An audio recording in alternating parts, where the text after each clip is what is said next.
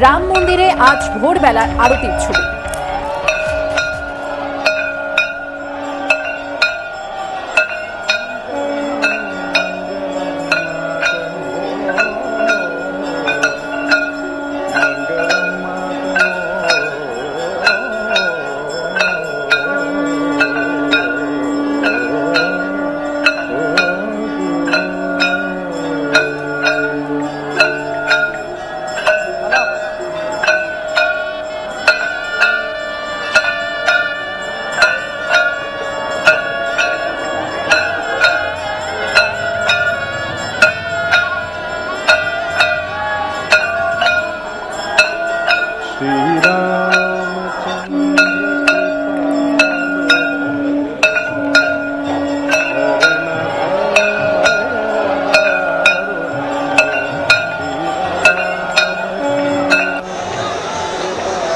আরতির পর যে ছবি এখন আপনারা দেখতে পাচ্ছেন, অযোধ্যায় রাম মন্দিরের বাইরে এখন মানুষের ঢল। প্রাণ প্রতিষ্ঠার পর আজ থেকে সাধারণ মানুষ রামলালাকে দর্শন করতে পারবে। গতকাল প্রধানমন্ত্রী সহ বিশিষ্ট অতিথিরা চলে যাবার পরে অযোধ্যার রাস্তায় মানুষের ঢল নামে। দলে দলে লোক চলেছে রাম মন্দিরের দিকে। রাত ৩টে থেকে মন্দিরের গেটের সামনে অপেক্ষা করছেন তারা। নতুন রামলালাকে দেখতে হাজার হাজার মানুষ ভিড় করেছেন। সকাল ৮টা থেকে দুপুর ১টা এবং দুপুর ৩টে থেকে রাত ১০টা পর্যন্ত মিলবে দর্শন। জনস্রোত সামলাতে কড়া পুলিশি নিরাপত্তার ব্যবস্থা করা হয়েছে। কথা বলবো আমাদের প্রতিনিধি অর্ণব মুখোপাধ্যায়ের সঙ্গে। অর্ণব, যে ছবি আমরা দেখতে পাচ্ছি, অসংখ্য মানুষ তারা ভিড় করে রয়েছেন। প্রথমবার তারা দর্শন করবেন রামলালার। কিভাবে পুলিশি নিরাপত্তা রয়েছে, কিভাবে তারা দর্শন করবেন আজ রামলালাকে? দেখো, গতকালই যখন ভিভিআইপিরা বেরিয়ে চলে গেলেন তারপর থেকেই অযোধ্যায় কিন্তু সাধারণ মানুষের ঢল নেমেছে। তার কারণ গতকাল সন্ধ্যেবেলাতেই আমরা দেখছিলাম রাস্তায় বিভিন্ন জন যে যেরকম পেরেছেন এক একটা রথ নিয়ে তারা নেমে পড়েছে। এমনিতেই অকাল দিওয়ালি ছিল, ঘরে ঘরে প্রদীপ জ্বালিয়েছিলেন এবং মানুষজন রাস্তায় নেমে পড়েছেন এবং বিভিন্ন সঙ্গীত বাজানো হচ্ছে, তার সঙ্গে নৃত্য হচ্ছে, মানে এরকমই ঠিক অবস্থা। তার সঙ্গে হচ্ছে যে সাধারণ ভক্তদের যেটা কথা রয়েছে যে আজকে থেকে ভক্তরা দর্শন পাবে। তো স্বাভাবিকভাবে বন্ধ ছিল কয়েকদিন ভক্তদের দর্শন, এবং তারপরে এই যে আজকে দর্শন শুরু হলো, তো সেই কারণে কিন্তু আজকে প্রচুর মানুষের ভিড়। এবং সবথেকে হচ্ছে যে এই যে মন্দির, রাম মন্দির, এর তো দুটো অংশ আছে। প্রথমে একটা অংশ দিয়ে ঢুকে তারপর মূল মন্দিরটা শুরু হচ্ছে, এবং সেই মন্দিরের বিস্তৃতিও যতটা, তার উচ্চতাও সেরকম, তাতে কাজও সেরকম। ফলে হচ্ছে যে মানুষ, প্রচুর মানুষ আসবেন তারা দেখার জন্য। অন্যদিকে আমরা জানি যে যেরকম ভাবে সিদ্ধান্ত হয়েছে যে বিশ্ব হিন্দু পরিষদের যারা প্রাদেশিক কার্যকর্তারা রয়েছে তারা এই জানুয়ারি মাসের জুড়ে তারা বিভিন্ন প্রদেশ থেকে তারা আসবেন তারা দেখার জন্য। অন্যদিকে ফেব্রুয়ারি মাস থেকে বিশ্ব হিন্দু পরিষদের পক্ষ থেকে কিন্তু বিভিন্ন রাজ্য থেকে বাসে করে করে মানুষজনকে নিয়ে আসা হবে, এবং এই এত মানুষ এদিন সকাল থেকে রামলালার দর্শনের জন্য তারা অপেক্ষা করছেন। মানুষজন আসবেন, তাদের জন্য কিন্তু আলাদাভাবে টেন্ট তৈরি করা হয়েছে, যাতে কেউ এসে অন্তত রাতে তারা অন্তত মাথা গোঁজার ঠাঁইটুকু যাতে পান সেই ব্যবস্থা করা হচ্ছে। এবং বিভিন্ন প্রান্তিক মানুষজন আসবেন যাদের হয়তো হোটেলে থাকারও অবস্থা নেই, তাদের জন্য কিন্তু উত্তরপ্রদেশ সরকার এবং অযোধ্যা নগর নিগমের পক্ষ থেকে তাদের জন্য প্রচুর টেন্ট বানানো হয়েছে, যে রাতে অন্তত মাথাটুকু যাতে বুঝতে পারেন কোথাও আর কি এরকম থাকতে পারেন, এরকম একটা ব্যবস্থা তাদের জন্য কিন্তু করা হয়েছে। এবং সেই ইনফ্রাস্ট্রাকচার বা সেই পরিকাঠামো কিন্তু অনেকদিন আগে থেকেই গড়ে তোলা হয়েছিল, কারণ এটা এক্সপেক্টেডই ছিল যে এই রাম মন্দির যে মুহূর্তে উদ্বোধন হবে তারপর থেকে মানুষের মধ্যে যে উৎসাহ এবং যে উদ্দীপনা থাকবে এই রাম মন্দিরকে ঘিরে, তাতে প্রচুর মানুষ আসবেন এবং তাদেরকে যাতে সুষ্ঠুভাবে ঢুকে পুরো বিষয়টা দেখার ব্যবস্থা করা যায় সেইটার জন্য ব্যবস্থা করতে হবে। এমনিতে রাম মন্দিরের আমরা যেটা আমরা দেখি যে মূল যে গেট তার পাশেই হচ্ছে একটি কাউন্টার রয়েছে, যে কাউন্টার থেকে যারা চান যে এই যে আরতি, এই আরতি দর্শন করবেন তাদের আলাদাভাবে পাস দেওয়ার ব্যবস্থা রয়েছে। পুলিশকে আজকে মূলত নিরাপত্তার দিকের থেকেও বেশি ভিড় সামাল দেওয়ার কাজটাই মূলত একদমই অর্ণব। গতকালকে যেমন পুলিশের কাছে চ্যালেঞ্জ ছিল ভিভিআইপিদের জন্য যে নিরাপত্তা ব্যবস্থা, আজকে আরো বেশি চ্যালেঞ্জ ছবি বলে দিচ্ছে, কারণ প্রচুর মানুষ, অগণিত ভক্ত যারা রামলালাকে দর্শন করতে আসছেন, তাদের মধ্যে কেউ কেউ এমনও রয়েছেন যারা ইতিহাসকে ছুঁতে আসছেন। এই মুহূর্তে তোমাকে ধন্যবাদ। অবশ্যই আপনাদেরকে সারাদিন এই ছবি দেখাতে থাকবো। অযোধ্যা মন্দিরে রামলালার ছবি, যে রামলালার কথা তুলসীদাসের রামায়ণে বারবার উঠে এসছে, সেই রামলালাকে দর্শন করবেন আপনারা, সেই ছবি আমরা দেখাতে থাকবো এবিপি আনন্দের পর্দা। এবং যত ভিড়, সেই ভিড়ের ছবি আপনাদের সামনে রাখবো। দূর দূরান্ত থেকে প্রচুর মানুষ তারা এসছেন অযোধ্যায় রামলালাকে দর্শন করতে।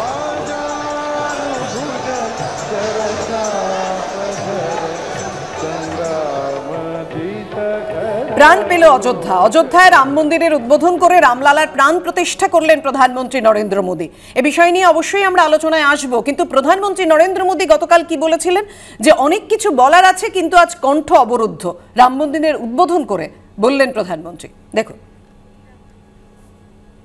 हमारे राम आ गए हैं। सदियों की प्रतीक्षा के बाद हमारे राम आ गए हैं। हमारे रामलला अब टेंट में नहीं रहेंगे। हमारे रामलला अब इस दिव्य मंदिर में रहेंगे। ये मंदिर सिखाता है कि अगर लक्ष्य सत्य प्रमाणित हो, अगर लक्ष्य सामूहिकता और संगठित शक्ति से जन्मा हो, तब उस लक्ष्य को प्राप्त करना असंभव नहीं है। अब हम रुकेंगे नहीं, हम विकास की ऊंचाई पर जाकर ही रहेंगे। इसी भाव के साथ रामलला के चरणों में प्रणाम करते हुए सियावर रामचंद्र की प्रत्येक भारतीय में भक्ति, सेवा और समर्पण के भाव समर्थ, सक्षम, भव्य, दिव्य भारत का आधार बनेंगे। और यही तो है देव से देश और राम से राष्ट्र की चेतना का विस्तार। दूर सुदूर जंगल में, कुटिया में जीवन गुजारने वाली मेरी आदिवासी मां शबरी का ध्यान आते ही अप्रतिम विश्वास जागृत होता है। मां शबरी तो कब से कहती थी राम आएंगे। ये मंदिर मात्र एक देव मंदिर नहीं है, ये भारत की दृष्टि का, भारत के दर्शन का, भारत के दिग्दर्शन का मंदिर है। আমি স্বপনদার কাছে আসবো। স্বপনদা, প্রধানমন্ত্রী বলছেন যে এই মন্দির সেটা হলো ভারতীয় দর্শনের মন্দির, এবং তিনি এক জায়গায় বলছেন ভারতীয় সংবিধানেও ভগবান রাম বিরাজমান। বিরোধীরা তো এখানেই প্রশ্ন তুলছে যে ভারতীয় সংবিধান সেকুলারিজমের কথা বলে, ধর্ম নিরপেক্ষতা, তার মানে সর্বধর্ম সমন্বয় নয়। রাম সব ধর্মের ঊর্ধ্বে। আজ থেকে 10,000 বছর পূর্বে যখন আমরা রামচন্দ্রের প্রথম আমরা পাই, যেখান থেকে রামরাজ্য শুরু হয়েছে, রামচন্দ্রের লীলা শুরু হয়েছে, সব কিছু আমরা যখন থেকে আমরা পাই, তখন তো ভারতবর্ষে অন্য কোনো ধর্মের কোনো স্থান ছিল না। এটা সনাতন ধর্ম, ভারতবর্ষের সংস্কৃতি সনাতন সংস্কৃতি। এই ভারতবর্ষে যারাই জন্মগ্রহণ করেন তারা সনাতনী হিসেবেই জন্মগ্রহণ করেন। একদম, আপনারা তো বলছেন সর্বব্যাপী রাম, সবার মধ্যে রাম। তাহলে মন্দিরে আটকে রেখে রাম পুজো কেন? কোথাও একটা তো থাকবে, তো মন্দিরেই তো হচ্ছে ভগবানের স্থান থাকে, তো মন্দির ছাড়া কোথায় থাকে? উপাসনার তো একটা জায়গা থাকে, সেই উপাসনার জায়গাটা তো মন্দির। আর আমরা শুধু ভারতবর্ষের কথা ভাবছি কেন? ইন্দোনেশিয়ার যদি আমরা সভায় যাই, রাজসভাতে, সেই পার্লামেন্টে যাকে ঢুকে প্রথমে সকলকে অভিবাদন করতে হয়, যাকে নমস্কার করতে হয়, তিনি ভগবান রামচন্দ্র। সেখানে রামমূর্তি আছে, তাদের এয়ারলাইন্সের নামে গরুড়। আমরা ইন্দোনেশিয়ার কথা কেন বলি না? আজকে আমরা ভিয়েতনামের দিকে যদি তাকাই, যে আজকে ভিয়েতনামে পর্যন্ত 80,000 মানুষ আছেন যারা সনাতনী, আজকের নয়, তারা কয়েক হাজার বছর ধরে তারা সেখানে থাকছেন। আজকে সারা বিশ্বে এরা আছে। তো আমরা রাম থাইল্যান্ডে আছে, রাম ভিয়েতনামে আছে, রাম মালয়েশিয়া ইন্দোনেশিয়ায় আছে, সর্বত্র আছে, নেই কোথায়? আজকে রামচন্দ্রকে নিয়ে, এক সেকেন্ড, রামচন্দ্রকে নিয়ে অযথা যারা রাজনীতি করছে, আজকে সারা দেশ রামময়, এবিপি চ্যানেল রামময়, সারা বিশ্ব রামময়, সারা মানুষ কালকে সারা রাত ধরে স্বপনদা আপনার কথা শুনতে শুনতে আমরা মোহিত হয়ে যাচ্ছি, ঠিক যেমন প্রধানমন্ত্রীর কথা শুনতে শুনতে গতকাল থেকে অন্তত ভারতবর্ষের মানুষ অনেক বেশি মোহিত, এবং ঠিক তার পাশে সন্দিহানটা কোথায় আগে বোঝবার চেষ্টা করুন। এই প্রশ্নের উত্তরটা কি হওয়া উচিত? আমাদের মতো একটি প্রিঅ্যাম্বল সেকুলার, যেটা এনফোর্স করা হয়েছে 42nd অ্যামেন্ডমেন্টে, কেন আজকে প্রমাণ হচ্ছে যে ভারতবর্ষের বিভাজনের রাজনীতি কোন পর্যায়ে পৌঁছতে পারে, যেখানে কোনো একটি নির্দিষ্ট ধর্ম, সেই ধর্মকে প্রতিষ্ঠার লক্ষ্যে আমাদের সর্বভৌমকর্তা প্রধানমন্ত্রী সংবিধান ধর্মনিরপেক্ষতার কথা বলে। ধর্মনিরপেক্ষতা মানে তো সরকার ধর্মনিরপেক্ষতা, রাষ্ট্র ধর্মনিরপেক্ষ, সেই ক্যারেক্টারটাকে গতকাল হত্যা করা হয়েছে। আমরা রাম প্রভুজি, আমরা হিন্দু, যারা হিন্দু প্রত্যেকের কাছে তিনি দেবতা, রামের নিয়ে কোনো প্রশ্ন নেই। প্রশ্নটা হচ্ছে কোন পদ্ধতিতে এই রাম মন্দির তৈরি করা, প্রতিষ্ঠা করা হলো, এবং কার দ্বারা এই রাম মন্দিরের প্রাণ প্রতিষ্ঠা করা হলো। আমার দ্বিতীয় প্রশ্নটা খুব সিম্পল, এই প্রসঙ্গটাকে বাদ দিন, আজকে 23 তারিখ নেতাজি সুভাষচন্দ্র বসুর জন্মদিন। সার্বৈব ক্ষেত্রে নিশ্চয়ই অস্বীকার করতে পারবেন না যে বিশাল অবদান এই নেতাজি রেখেছেন। গতকালকের এই উদ্বোধন রামের আশীর্বাদ, তার সাথে আমাদের বুঝতে হবে যে আমরা কোথায় দাঁড়িয়ে আছি।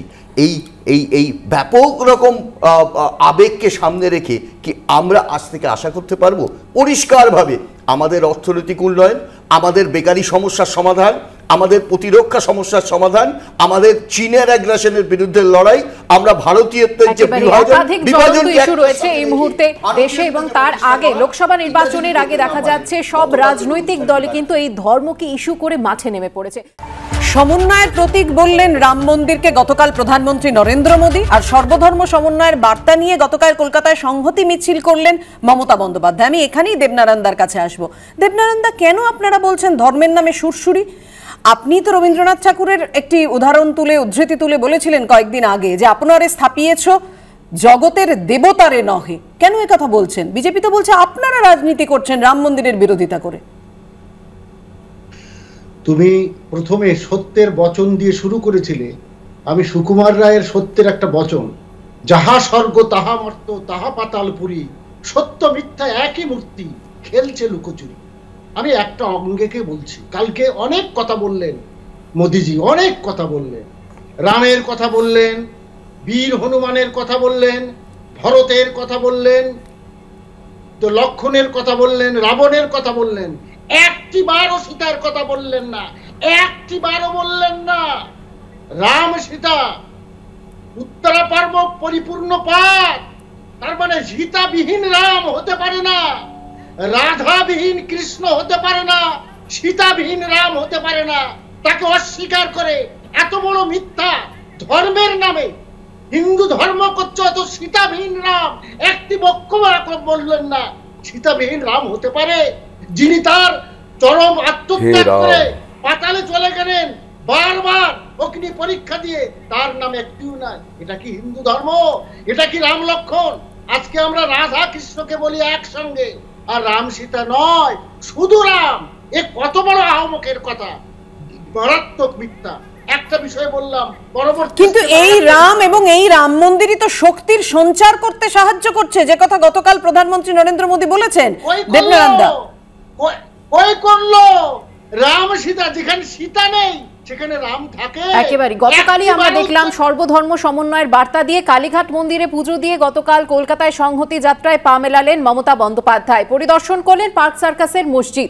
সংহতি যাত্রায় মমতা বন্দ্যোপাধ্যায়ের সঙ্গে পা মিলিয়েছিলেন বিভিন্ন সম্প্রদায়ের ধর্মগুরুরাও। একদম সামনের সারিতে ছিলেন তারা। নির্বাচনের সময় বিজেপির ধর্মে সুরসুরি দেয় অভিযোগ তৃণমূল নেত্রী।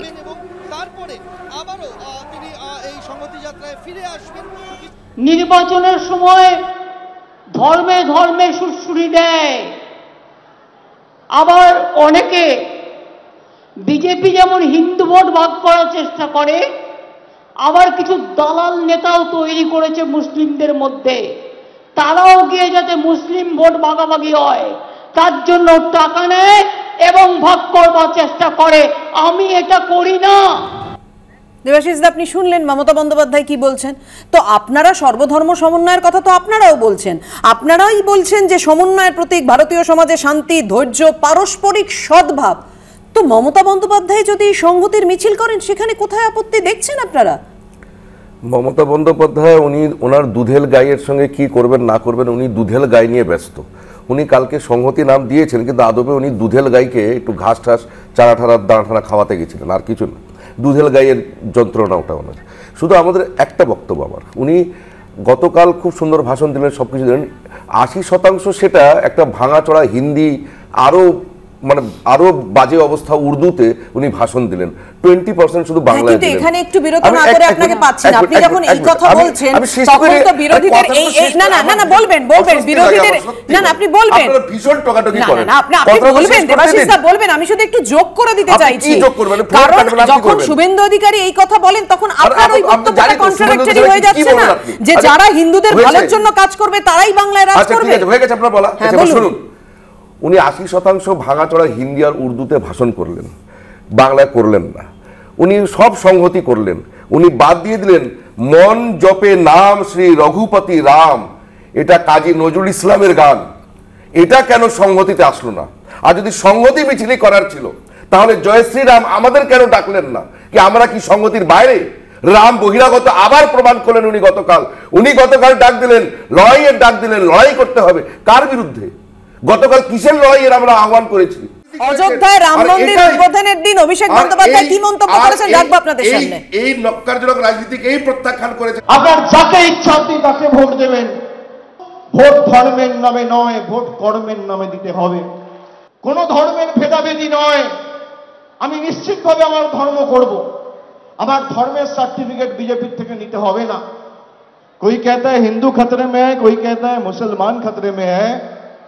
मैं कहना चाहता हूं धर्म का चश्मा जरा उतार के देखो, पूरा हिंदुस्तान खतरे में।